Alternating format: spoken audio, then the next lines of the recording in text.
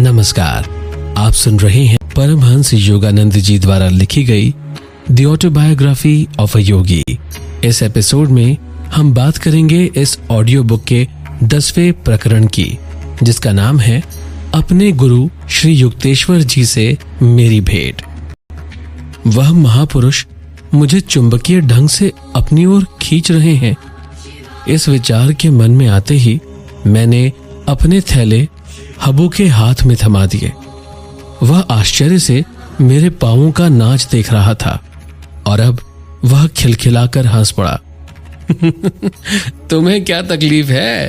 पागल तो नहीं हो गए हो? मेरे मन में तुमुल मचा रही भावना के कारण मैंने कोई उत्तर नहीं दिया। चुपचाप तेजी से चल दिया। मैं ऐसे वापस चला जैसे मुझे पंख लग गए हों और शीघ्र ही उस गली में जा पहुंचा। उस ओर दृष्टि उठाते ही मैंने देखा कि वह शांत मूर्ति स्थिर दृष्टि से मेरी ही दिशा में देख रही थी। कुछ ही उत्कंठापूर्ण कदम मैंने उठाए तो सीधे उनके चरणों में पहुंच गया। गुरुदेव, यह दिव्य चेहरा वही था जिसे मैंने 1000 बार दिव्य दर्शनों में देखा था। नुकीली दाढ़ी और लहराते केशों से सज्जित सिंह समान मस्तक में स्थित उन शांत तेजस्वी नेत्रों ने प्रायः मेरे रात्रिकालीन विशृंखल ध्यान के धुंधलेपन से ऐसे झांक कर देखा था जैसे उनमें कोई आश्वासन झलक रहा हो, जिसे मैं पूरी तरह समझ नहीं पाता था। ओ मेरे प्रिय, तुम मेरे पास आ गए। आनंद कंपित स्वर में मेरे गुरु बंगाली भाषा में बार बार यह कह रहे थे। कितने वर्षों से मैं तुम्हारी प्रतीक्षा कर रहा था। निशब्दता की एकता में हम दोनों एक हो गए। शब्दों का प्रयोजन निष्कटतम प्रतीत होने लगा। कायल करने वाला संवाद गुरु के हृदय से शब्द रहित सांत्वना बनकर शिष्य के हृदय में समाता चला गया। अपने अंतर मन में मैं निर्विवाद रूप से जान गया कि मेरे गुरु ईश्वर को जानते हैं और मुझे ईश्वर तक पहुंचा सकते हैं। इस जीवन का अंधकार पूर्व जीवन की स्मृतियों के मधुर अरुणोदय में अदृश्य हो गया। रोमांचक समय, भूत, वर्तमान और भविष्य काल चक्र पर चक्राकार घूमते दृश्य हैं। सूर्य इन पवित्र चरणों में मुझे पहली बार नहीं देख रहा था। मेरा हाथ पकड़कर मेरे गुरु मुझे काशी के राणा महल क्षेत्र में स्थित अपने डेरे पर ले गए। उनका बलवान शरीर दृढ़ कदमों से आगे बढ़ता था। इस समय उनकी आयु लगभग 55 वर्ष की थी, परंतु उनकी लंबी और सीधी देह में युवकों सी चपलता और कार्यक्षमता थी। उनकी काली विशाल सुंदर आंखों में अथाह ज्ञान का तेज था। हल्के से घुंघराले केश उनके रौबीले मुख को सौम्यता प्रदान कर रहे थे। उनमें शक्ति और सौम्यता का सूक्ष्म संगम था। जब गंगा किनारे स्थित एक मकान की पत्थर से बनी बालकनी, जहां से गंगा साफ दिखाई देती थी, की ओर हम जा रहे थे, तब उन्होंने प्यार से कहा, मैं अपने आश्रम और जो कुछ भी मेरा है वह सब तुम्हें दे दूंगा। गुरुदेव, मैं केवल ज्ञान और ईश्वर प्राप्ति के लिए आपके पास आया हूं। मुझे आपका केवल वही गुप्त धन चाहिए। मेरे गुरु ने जब पुनः बोलने के लिए मुंह खोला, तब तक सांध्य आलोक की धूमिलता आधी उतर आई थी। उनकी आंखों में अथाह स्नेह झलक रहा था। मैं तुम्हें अपना निस्वार्थ प्रेम प्रदान करता हूं। अमूल्य शब्द मेरे कानों में दोबारा उनके प्रेम का यह रस पड़ने तक 1/4 शताब्दी बीत गई।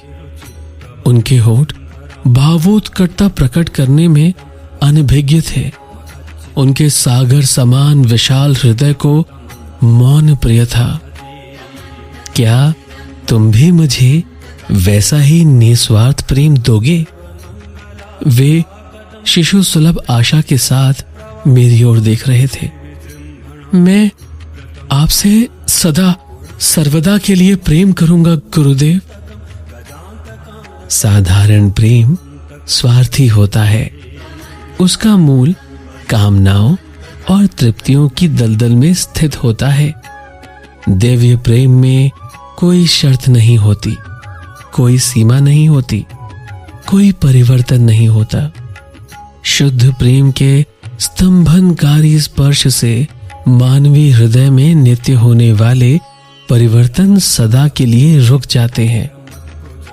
विनम्रता पूर्वक उन्होंने आगे कहा, यदि कभी भी तुम मुझे ईश्वर प्राप्ति की अवस्था से गिरता देखो तो मुझे वचन दो कि तुम मेरा सिर अपनी गोद में लेकर मुझे उस प्रियतम प्रभु के पास लौटा लाने में सहायता करोगे जिसे हम दोनों पूजते हैं। फैलते हुए अंधकार में वे उठकर खड़े हुए और मुझे अंदर एक कमरे में ले गए। हम आम और बादाम की कुछ मिठाइयां खाने लगे। साथ साथ वार्तालाप चल रहा था। अपने वार्तालाप में उन्होंने बिना किसी आलोचनात्मक रुख के सहज भाव से मेरे स्वभाव का गहरा ज्ञान व्यक्त किया। उनकी अंतर्जात विनम्रता और अगाध ज्ञान के प्रताप को देखकर मैं विस्मय विभोर हो गया। अपने तावीज के लिए दुख मत करो, उसका उद्देश्य पूरा हो चुका है। किसी देवी दर्पण की भांति मेरे गुरु ने स्पष्टतया मेरे संपूर्ण जीवन के प्रतिबिंब को देख लिया था। गुरुदेव, आपकी उपस्थिति की जीवंत सच्चाई का आनंद किसी भी प्रतीक से कहीं बढ़कर है।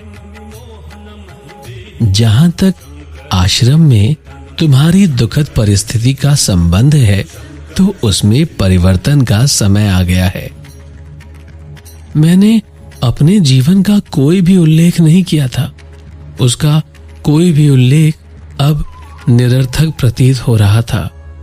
उनके सहज साधारण ढंग को देखते हुए यह बात मेरी समझ में आ गई थी कि उनकी दिव्य दृष्टि पर किसी प्रकार का विस्मय प्रकट करना उन्हें अच्छा नहीं लगेगा। तुम्हें कोलकाता लौट जाना चाहिए। मानव जाति के प्रति अपने प्रेम से अपने रिश्तेदारों को ही क्यों वंचित करो? उनके सुझाव से मैं निराश हो गया। मेरे परिवार के घर लौट आने का अनुरोध करने वाले अनेक पत्रों की भी मैं उपेक्षा करता रहा था। तब भी परिजन मेरे लौटने की भविष्यवाणी कर ही रहे थे। अनंत ने तो कहा था, इस पक्षी शावक को आध्यात्मिक आकाश में उड़ लेने दो। वहां के भारी वातावरण में इसके पंख थक जाएंगे। तब हम इसे घर की ओर नीचे झपट्टा मारते और अपने पंख समेटकर चुपचाप अपने पारिवारिक घोंसले में आराम करते देखेंगे। उत्साह भंग करने वाली यह तुलना मेरे मन में अभी ताजी थी और मैं कोलकाता की दिशा में कोई झपट्टा ना मारने के लिए कृत संकल्प था।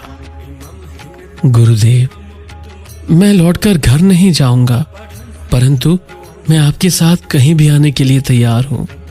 कृपा करके मुझे अपना नाम और पता बता दीजिए।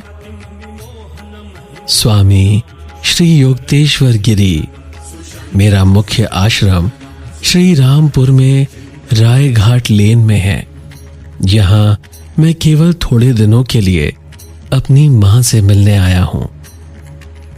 भगवान की अपनी भक्तों के साथ गूढ़ लीला देखकर मैं हैरान था। श्री रामपुर कोलकाता से केवल 12 मील दूर है, फिर भी उस इलाके में कभी मुझे अपने गुरु की झलक नहीं मिली। एक दूसरे से मिलने के लिए हमें यात्रा करके लाहिड़ी महाशय की स्मृतियों से पुनीत प्राचीन नगरी काशी आना पड़ा। इस नगरी की धरती को बुद्ध, शंकराचार्य और अनेकानेक योगियों, अवतारों की चरण रज ने भी पवित्र किया है। फिर क्या हुआ? जानेंगे अगले एपिसोड में।